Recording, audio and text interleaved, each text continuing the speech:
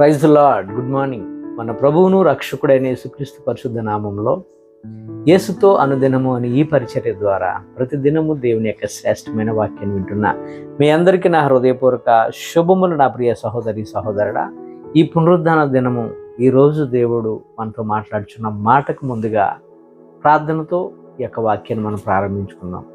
మహాగణుడ పరిశుద్ధుడైన మా తండ్రి, కృపగల దేవ, మహోన్నతుడ, సర్వాధికారి, సర్వ సృష్టికి కారణభూతుడైన మా తండ్రివి, నీ మాటల ద్వారా మేము ఆదరింపబడుతున్నాం. నీ యొక్క వాక్యం ద్వారా మేము ఎంతో తృప్తిని పొందుతున్నాం నాయన ప్రభా. ఈ మాటలు వింటున్న ప్రతి ఒక్కరిని పేరు పేరుని మీరే దీవించి ఆశీర్వదించమని, ఈ మాటలు ఎక్కడైతే నాయన ప్రభా వింటారో అక్కడ నాయన నీ వెలుగును ప్రసాదించమని, నేను ఈ వాక్యం వింటున్న ప్రతి ఒక్కరిని బలపరచమని యేసు నామములో ప్రార్థించి వేడుకుంటున్నాం మా యెహోవా తండ్రి. ఆమేన్. God bless you.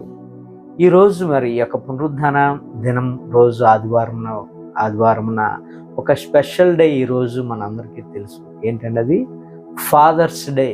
కనుక మరి ఫాదర్స్ అందరికీ కూడా I wish you happy fathers day. అందరికీ నా హృదయపూర్వక వందనాలు. God bless you all fathers. ఈరోజు దేవుడు మనతో మాట్లాడుతున్న మాట ఏంటంటే, తండ్రి, నాన్న, డాడీ పిల్లల యొక్క ముఖములో చిరునవ్వు చూడటం కోసము ఆయన సర్వస్వాన్ని కూడా త్యాగం చేస్తాడు. ప్రతి తండ్రి కూడా, తండ్రి ఎప్పుడు కూడా పిల్లల కోసం తన ఖర్చు చేసిన ఖర్చును ఎప్పుడు కూడా అకౌంట్ వేసుకోడు. తను ఎంత ఖర్చు చేసినప్పటికీ కూడా ఎప్పుడు అది కన్సిడర్లో తీసుకోడు. నేను పెడుతున్న ఫుడ్, నేను ఇస్తున్న డ్రెస్సెస్, నేను చదివిస్తున్న చదువు, నా వల్లే నా పిల్లలు ఇలాగ అవుతున్నారని ఏ తండ్రి కూడా భావించడండి. అది నా బాధ్యత.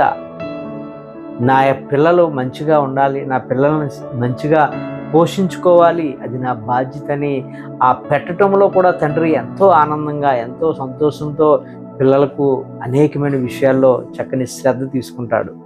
నేను నా పిల్లలను ఎప్పుడు కూడా కష్టపెట్టకూడదని దివారాత్రులు పిల్లల కొరకు ఎంతగానో కష్టపడతాడు. అది తండ్రి ప్రేమ. తన పిల్లలు ఏదైనా ఎగ్జామ్స్ రాస్తున్నారు అనుకోండి, తాను ఎగ్జామ్స్ రాస్తున్నట్టు ఫీల్ అవుతాడు.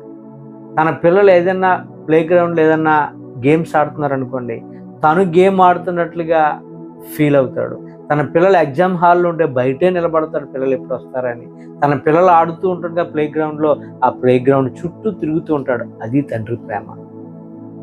శరీర తండ్రుల కన్నా మనల్ని సృష్టించిన పరమ తండ్రి ప్రేమను, మన శరీర తండ్రి యొక్క ప్రేమను బేరీ చేస్తే శరీర తండ్రుల యొక్క ప్రేమ ఎందుకు పనిచేయదట.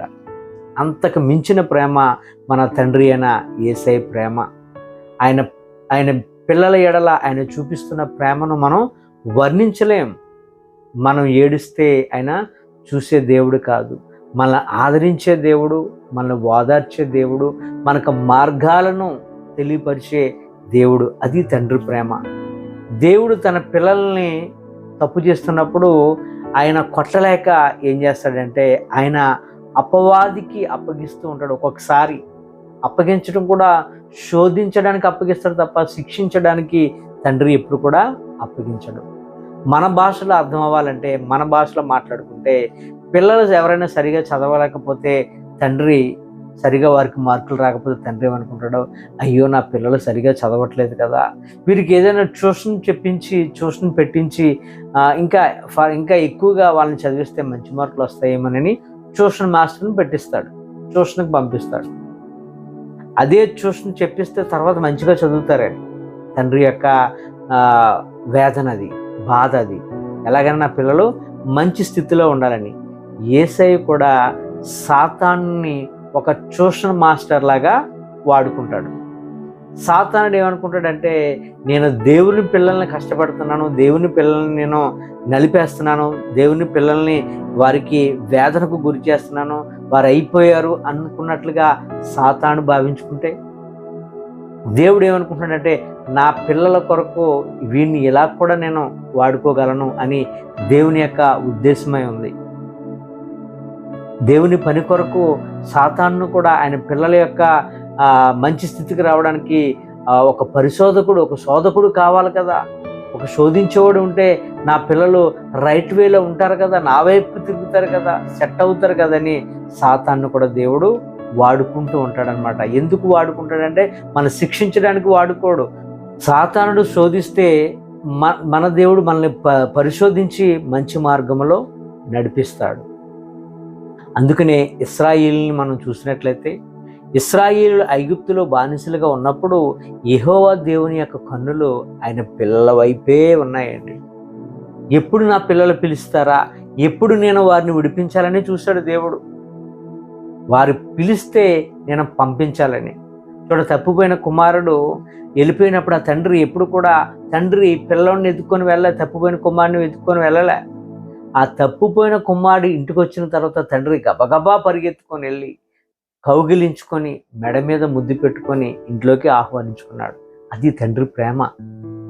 అలాగే దేవుని యొక్క ప్రేమ ఎలాంటిదంటే, ఇశ్రాయేలు బానిసలుగా ఉన్నప్పుడు వారు ఎప్పుడు పిలిస్తే నేను అప్పుడు పంపించాలని చూశారు. అప్పుడు ఇశ్రాయేలీలకి అక్కడ వేదన బాధ ఎక్కువ అవడంతో అప్పుడు మొరపెట్టారు. మనకి నిర్గమాకాండము 3వ అధ్యాయము 7వ వచనం నుంచి కొన్ని వచనాలు ఉంటాయి, మీరు చదివితే అక్కడ కనబడుతుంది. దేవుడు అంటున్నాడు, మోషేతో మాట్లాడుతున్నాడు ఈ మాట, మోషే రా, నువ్వు వెళ్ళాలి ఖచ్చితంగా అని మోషేతో దేవుడు మాట్లాడుతున్నాడు. ఐగుప్తులో ఉన్న నా ప్రజల బాధను నిశ్చయముగా చూచితిని, పనులలో తమ్మును కష్టపెట్టు వారిని బట్టి వారు పెట్టు మొరను వింటిని, వారి దుఃఖము నాకు తెలిసే ఉన్నది అంటాడు. చూసారా, తండ్రి ప్రేమ అంటే ఇదే. ఆ వారి యొక్క మొర పెట్టగా దేవుడు వారి యొక్క కన్నీటిని చూడలేకపోయాడు, చలించుకుపోయాడండి. అది తండ్రి ప్రేమ. యేసయ్య ప్రేమ అలాంటిది. మన పిల్లలు కష్టపడుతుంటే మనం చూస్తామండి. వారు ఏదైనా బరువైనా ఒక పెద్ద బరువు మోసుకొని వస్తుంటుంటే బాగా తెస్తున్నాడు అనుకుంటామా, గబగబా వెళ్ళిపోయి ఆ బరువును మనం ఎత్తివే పెట్టుకుంటాం, మన భుజాన్ని వేసుకుంటాం, వాళ్ళని తేలిక చేస్తాం. అదే యేసయ్య ప్రేమ చూడండి.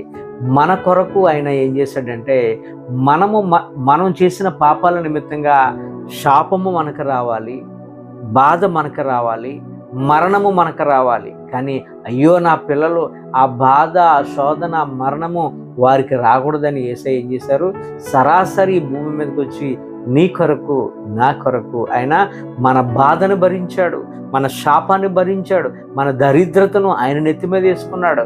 మన యొక్క పాపాలన్నీ కూడా ఆయన మోసి సిలువకు అప్పగించుకొని మరణించాడు. అది యేసయ్య ప్రేమ. ఆ ప్రేమను మనం వర్ణించగలమా? ఎవరైనా ఇవ్వగలరు అటువంటి ప్రేమను?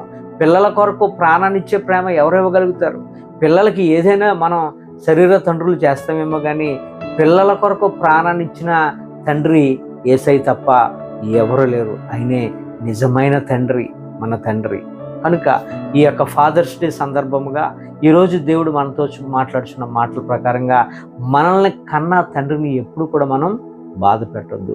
మన కన్న తండ్రి తన యొక్క ఇష్టాలను, కోరికలను అణుచుకొని తన త్యాగము ద్వారా ఈరోజు మనం ఈ స్థితిలో ఉన్నాం. మన తల్లిదండ్రుల యొక్క త్యాగ ఫలితమే ఈరోజు మనం ఎంత హ్యాపీగా ఉండగలుగుతున్నాం. కనుక మన తండ్రిని గౌరవిద్దాం. తండ్రి యొక్క ఆనందాన్ని ఆయన ముఖములో చూస్తూ మనం ఆనందిద్దాం.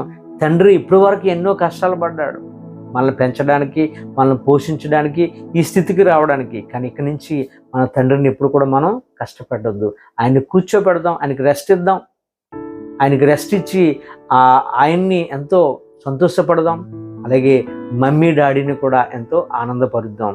కనుక ఈ మాటలు వింటున్న మనం అందరం కూడా మన తండ్రిని, మన తల్లిని గౌరవించాలి.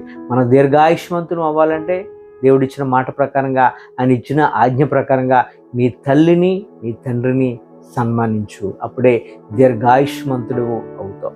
ఈ కొద్ది మాటలు దేవుడు మనందరి జీవితంలో నెరవేర్చును గాక. Once again I wish you happy fathers day. God bless you all fathers. God bless you.